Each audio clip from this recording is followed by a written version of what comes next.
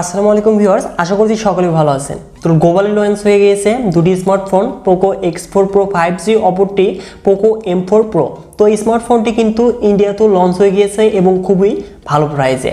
এবং এই ফোন দুটির মাঝে দুটি কিন্তু rebranded version, Redmi Note 11 Pro 5G rebranded version Poco X4 Pro 5G এবং Redmi Note 11S এটির rebranded version Poco M4 Pro। শুধুমাত্র ক্যামেরাতে একটু চেঞ্জেস রয়েছে। তো পোকো X4 Pro 5G এই স্মার্টফোনটি কিন্তু ডাউনগ্রেড ফোন এবং একটি ওভারপ্রাইস ফোন, এর জন্য এই ফোনটির আমি রিভিউ করতে চাচ্ছি না। তো আপনার যদি ইন্টারেস্ট থাকে তাহলে অবশ্যই কমেন্ট বক্সে কমেন্ট করে জানিয়ে দিবেন, আমি দেখা যাক কি করা যায়। তো চলে আসছি পোকো M4 Pro এই স্মার্টফোনটিতে। তো এই ফোনটি কবে বাংলাদেশে আসতে যাচ্ছে এবং কীরকম প্রাইসে আসতে পারে এবং এই ফোনটি আপনার জন্য বেস্ট হবে কি না, হন না কেন আপনি একজন হ্যাভি গেমার বা ফটোগ্রাফার, তো এই ফোনটি কেমন হতে যাচ্ছে। তো আজকের এই ভিডিওতে এই ফোনটি সম্পর্কে সকল কিছুই আলোচনা করতে যাচ্ছি। সো অবশ্যই ভিডিওটি ফার্স্ট টু লাস্ট পর্যন্ত ওয়াচ করবেন, আর চ্যানেলটিতে নতুন ভিউয়ার্স হলে চ্যানেলটিকে সাবস্ক্রাইব করে হয়েছেন ফ্যামিলির একজন নতুন সদস্য। So viewers, let's start this video. So viewers, প্রথমেই আমরা পোকো M4 Pro এই স্মার্টফোনটির বক্সটিকে আনবক্সিং করব। তো আনবক্সিং করার পর দেখতে পারবো ম্যানুয়াল বক্স, যার মাঝে থাকছে কিছু পেপারস, মাঝেই কিন্তু দেখতে পারবো ব্যাক কভার, যেটি কিনা অনেকটাই সফট। তার নিচেই দেখতে পারবো কাঙ্ক্ষিত আমাদের ফোনটি। তো ফোনটিকে একটু সাইডে রাখলে তার নিচে দেখতে পারবো USB Type-C ডাটা কেবল, সাথে থাকছে 33 ওয়াট ফাস্ট চার্জিং অ্যাডাপ্টার। তো এই কিন্তু মূলত যা দেখতে পাচ্ছেন তাই কিন্তু ছিল বক্স কন্টেন্ট হিসেবে।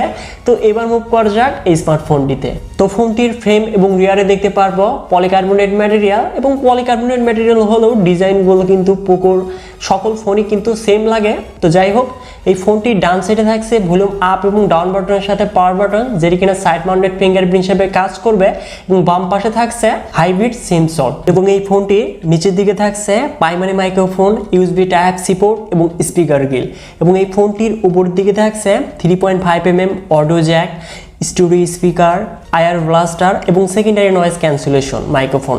তো এবার মুভ করি এই স্মার্টফোনটিতে। তো ফোনটির ওয়েট হতে যাচ্ছে 179 গ্রাম এবং থিকনেস 8.1 মিলিমিটার। এবার আসা যাক এই স্মার্টফোনটির ডিসপ্লেতে। 6.43 ইঞ্চেস অ্যামোলেড ডিসপ্লে প্যানেল দেখতে পারবো, যার রেজলিউশন ফুল HD+, সাথে থাকছে 1000 নিটস ব্রেক ব্রাইটনেস, 409 ppi ডেন্সিটি, এবং এই ডিসপ্লেকে পরিশোধনের জন্য থাকছে কর্নিং গোল্ডের গ্লাস 3। তো এবার আসি এই স্মার্টফোনটির পারফরমেন্সে। অ্যান্ড্রয়েড ভার্সন 11 এর সাথে MIUI 13 রান করবে, যেখানে চিপসেট হিসেবে থাকছে মিডিয়াটেক হিলিও G96, যেটি কিনা 12 ন্যানোমিটার আর্কিটেকচারে তৈরি একটি অক্টোকোর প্রসেসর, যা সর্বোচ্চ ক্লক স্পিড 2.05 GHz, যাতে জিপিইউ হিসেবে থাকছে Mali G57 MC2। তো পারফরমেন্স এখানে যে অনেকটাই বেটার পেতে যাচ্ছি তা তো বলতেই হচ্ছে। তো যে বাজেট রয়েছে ইন্ডিয়াতে, সেই বাজেটে অবশ্যই এটি একটি গেমিং চিপসেট। তো আপনারা যারা গেমার রয়েছেন অবশ্যই এই স্মার্টফোনটি থেকে ভালো একটি গেমিং এক্সপিরিয়েন্স পেতে যাচ্ছেন, তা তো বলতেই হচ্ছে। তো এবার মুভ করা যাক এই স্মার্টফোনটির ক্যামেরাতে। রিয়ারে দেখতে পারবো ট্রিপল ক্যামেরা সেটআপ, যার মেইন ক্যামেরাটি 64 মেগাপিক্সেল, যার অ্যাপারচার হলো 1.8, সাথে থাকছে 8 মেগাপিক্সেল আল্ট্রা এবং 2 মেগাপিক্সেল ম্যাক্রো লেন্স, যেটি দিয়ে আমরা 1080p 30fps এ সর্বোচ্চ ভিডিও রেকর্ড করতে পারবো। সো অবশ্যই Redmi Note 11S এ কিন্তু কোয়াড ক্যামেরা সেটআপ ছিল, যেখানে 108 মেগাপিক্সেল মেইন শুটার ছিল।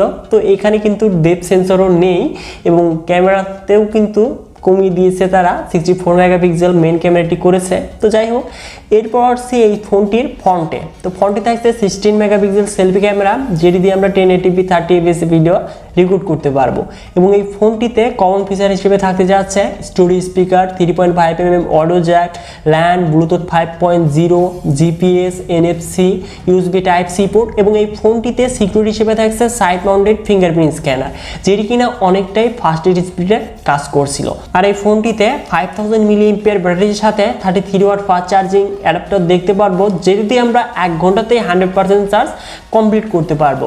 এবং এই ফোনটি আমরা মোট 3টি কালার ভেরিয়েন্টে পেতে যাচ্ছি, সেটি হচ্ছে পাওয়ার ব্ল্যাক, কুল ব্লু এবং পোকো ইয়েলো। তো যাই হোক, এবার আসি এই স্মার্টফোনটির প্রাইসে। তো এই স্মার্টফোনটি অফার প্রাইসে যে প্রাইসে লঞ্চ হয়েছে সেটি হয়তো আপনারা স্ক্রিনে দেখতেই পাচ্ছেন। তো 14,000 রুপি থেকেই এটির স্টার্টিং প্রাইস। সেই ক্ষেত্রে আমাদের দেশে হয়তো 4GB 64GB এবং 6GB 128GB ভেরিয়েন্টটাই পেতে যাচ্ছি। সেই ক্ষেত্রে 15 থেকে 18,000 টাকার মধ্যে এই স্মার্টফোনটি পেয়ে যাবো, এমনটাই আশা করছি। তো এবার আসছি এই স্মার্টফোনটি কবে বাংলাদেশে অফিসিয়ালি আসতে যাচ্ছে। তো শীঘ্রই কিন্তু রেডমি নোট 11 সিরিজটি লঞ্চ হতে যাচ্ছে এমনটা লিকস অনুযায়ী জানা গিয়েছে। তো এটি লঞ্চ হওয়ার পরেই কিন্তু এই পোকোর যে দুটি স্মার্টফোন রয়েছে এই দুটি স্মার্টফোন লঞ্চ হয়ে যাবে। সো ভিউয়ার্স, আজকের এই ভিডিওটি আপনাদের কাছে কেমন লেগেছে এবং এই ফোনটি আপনাদের কাছে কেমন লেগেছে অবশ্যই কমেন্ট বক্সে কমেন্ট করে জানিয়ে দিবেন, এবং ভিডিওটি যদি একটু ভালো লেগে থাকে তাহলে অবশ্যই ভিডিওতে লাইক করে দিবেন। আর চ্যানেলটিতে নতুন ভিউয়ার্স হলে অবশ্যই চ্যানেলটিকে সাবস্ক্রাইব করে হয়ে যান ফ্যামিলি একজন নতুন সদস্য। সো ভিউয়ার্স, দেখা হচ্ছে পরবর্তী নতুন কোনো ভিডিও নিয়ে।